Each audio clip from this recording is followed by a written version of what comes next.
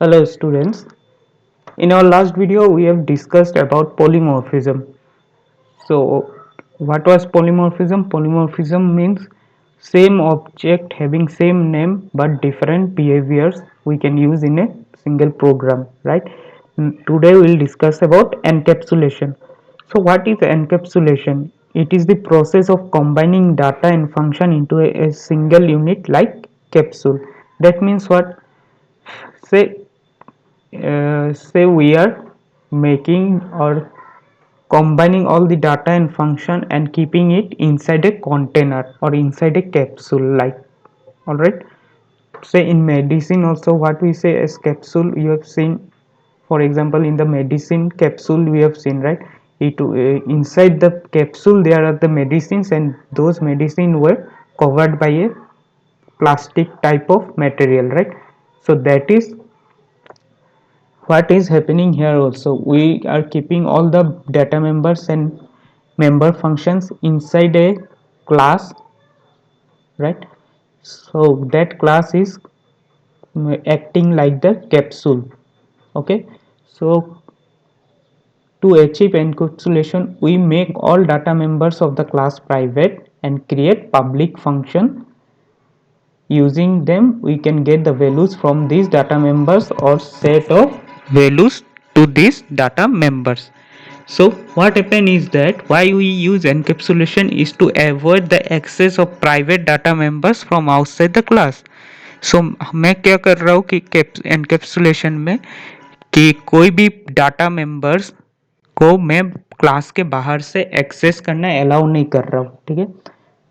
Whichever data members are there inside a class, I am not allowing anyone to access that which outside the class. All right, so how we can make it? We will give the access specifier private.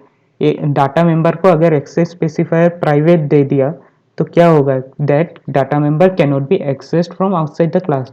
Now to access, लेकिन अगर program में कहीं पे use करना है, what will do is we will create some functions.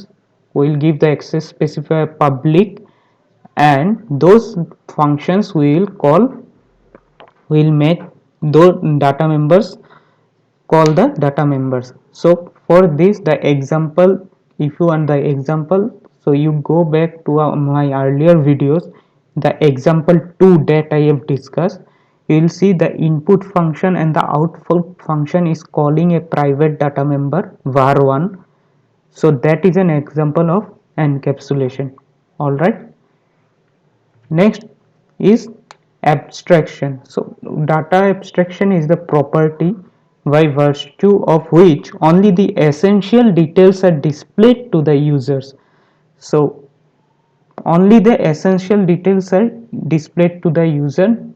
No useless details, or you can say the non-essential details, are not displayed to the user. All right, so by this property we do what? We hide the irrelevant details from the user. जो user के लिए जरूरत नहीं है उसको hide करके रखता है, क्योंकि ज़रूरत है ही नहीं तो वो आगे दिखा के कोई फायदा नहीं है, right? So for example, when you are sending an SMS, right, you will do what? You will type the message, set the contact जिसको भेजना है उसका नंबर सिलेक्ट करेगा, and you will click the send. What is happening after that or inside the mobile, how it is data is being sent, we don't know that, because that is not necessary for us, that is irrelevant for us, right? So that is an example of abstraction. We only see what is necessary for us. Other than that, everything is hidden and done under the hood, you can say. Okay, so this is abstraction. So till now we have seen polymorphism, encapsulation, abstraction. The last one, inheritance, we will see in our next video. All right, thank you.